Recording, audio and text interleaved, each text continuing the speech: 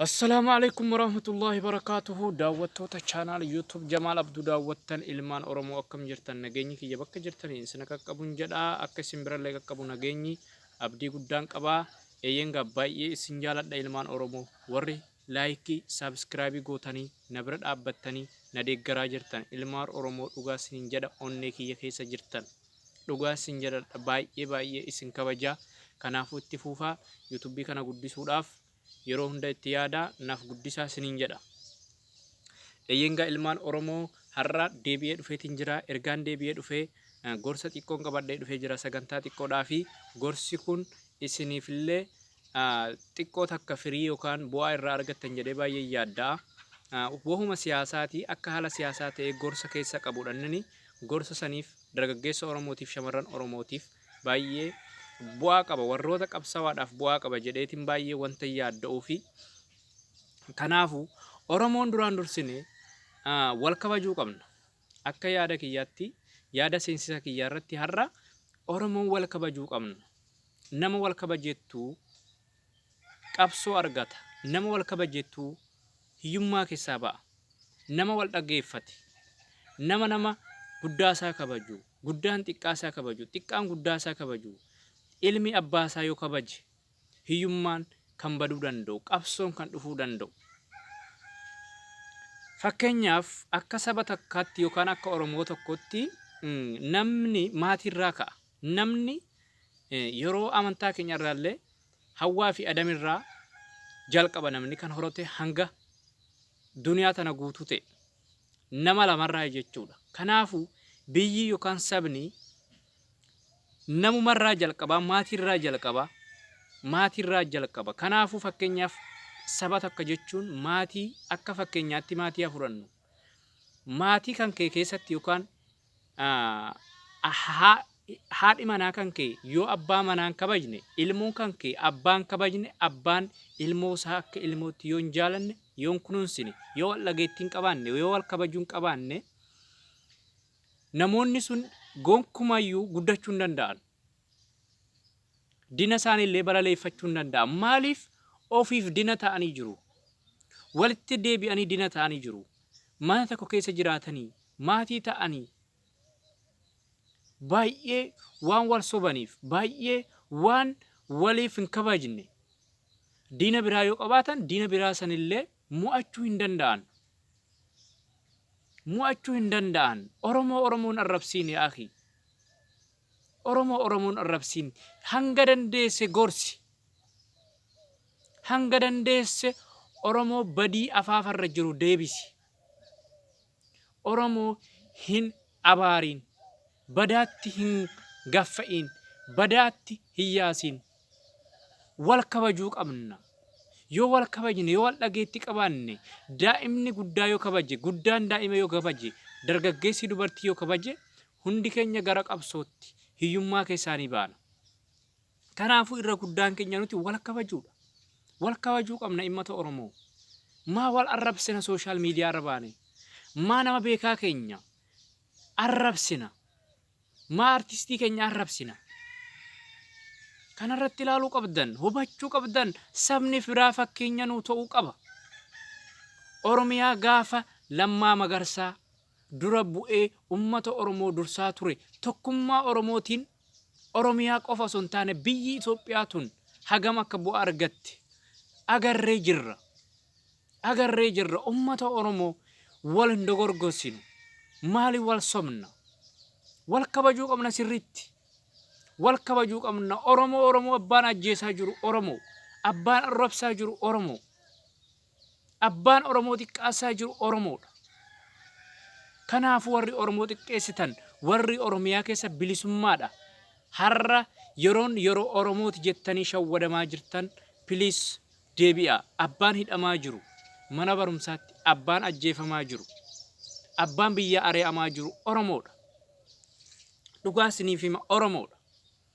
Mootummaan kun Oromoof miti Oromoollee taa'uu hin dandeenye. Keessumaa kaleessa idana irra baay'ee sooshaal miidiyaa Abiyyi Ahmad du'ee jedhanii kan Oromoon hedduun itti gammadu ni jiru. Kan illee itti gaddu ni jira. Oromoon kun adda lama ba'ee jecha. Abiyyi Ahmad nama dhuunfaati. Saba Oromoo deeggaruu hin danda'u. Saba Oromoo akka maatiitti ta'ee harkaan qabatee wursuu hin danda'u. Oromiyaan nama miliyoona 60. Abiyyi Ahmad du'ee duudhaa bahe Oromoof wanta takka hin ta'u. Waan fiduun qabu bu'aa. Wanta Abiyyi Ahmad hundarratti rarraastee hin yaasin hin deemin. Kaleessa wayyaaneen gaafa ummata Oromoo raasaa turte wayyaanee balaaleffachaa turre. Abbaan balaaleffachaa ture warra har'a Qilinxoo keessa jiru. Warra mana hidhaa keessa jiru. Warra Qaallitti keessa jiru. Wayyaanee warri balaaleffachaa turan. Har'a garuu warri Qaallitti keessa jiran sun wayyaanee hin balaaleffatan. Eenyu balaaleffatan? Abiyyi Ahmad balaaleffatan. Mootummaa amma jiru kana balaaleffatan. Maaliif wayyaaneen du'ee jira? Lama ajjeessaa nama reesaa lama ajjeeftaa. Warri Oromoon nuti Sabahat Naggaa qabanne maal goone boolla keessaa buufne waay Ihaadig du'ee jira. Wayyaaneen duutee jirti. Kana sirriitti qo'achuu qabda ilmaan Oromoo.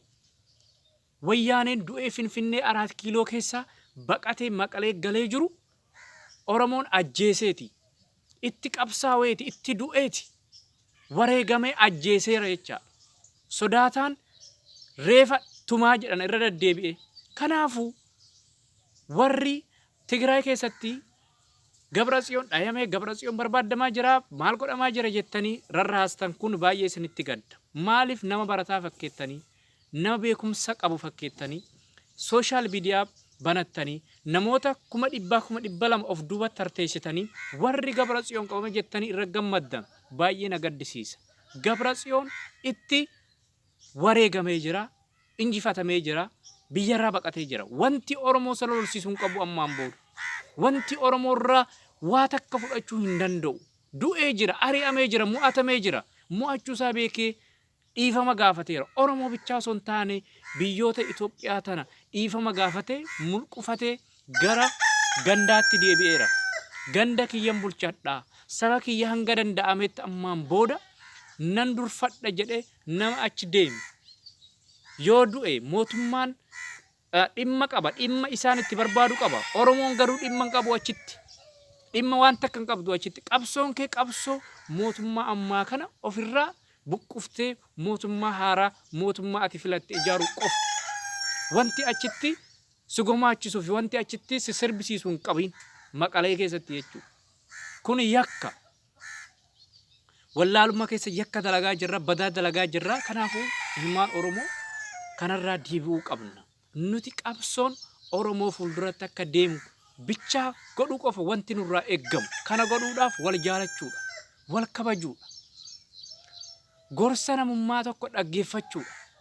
Nama barsiisu tokko caqasuudha. Wanta Oromoodhaaf yaalu saba biraa haa ta'u, jinnii haa ta'u kabaji. Oromoodhaaf quuqamnaan, Oromoo bira dhaabbannaan jaaladhu, quuqami. Kana jechaa siyaasaa jechuun nama hin balaaleffatiin, hin jibbiin. Abbaan fedhe Oromoo ta'uu barbaannaan dabali Oromoo keessatti Oromoo baay'isi, Oromoo guddisi. Wanti baay'ee wanti guddisame nama faayideeyyada malee nama hin godda'u, nama hin miidhu.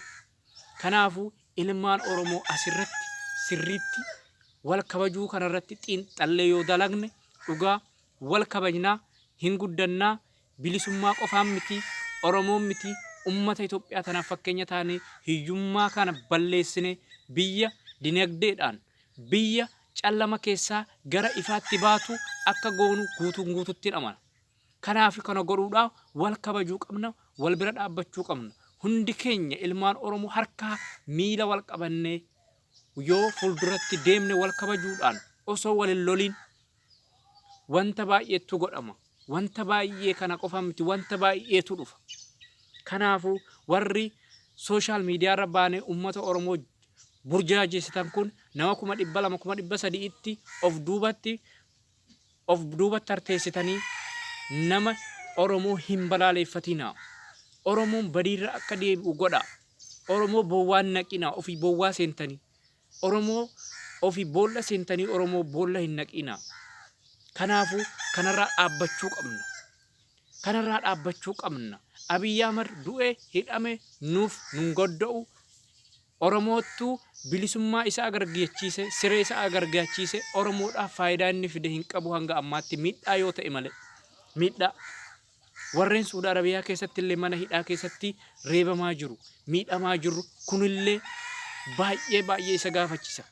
Baay'ee dhugaa isiniif jedha. Namni kamiyyuu saba isaa irratti miidhaa akkanaa, garjabeenya akkanaa hin jabaatu saba isaa irratti jechaadha.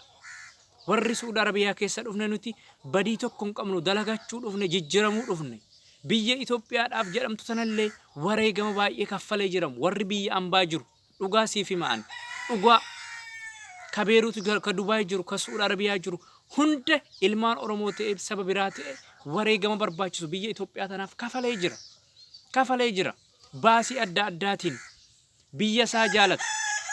Biyya isaatiif biyya ambaa ta'e rakkina keessa jiraate re'ee arabaa tiksaa, dubartiin keenya shintibeeta arabaa dhiqaa biyya tanaaf wareegama baay'ee kaffalee jira.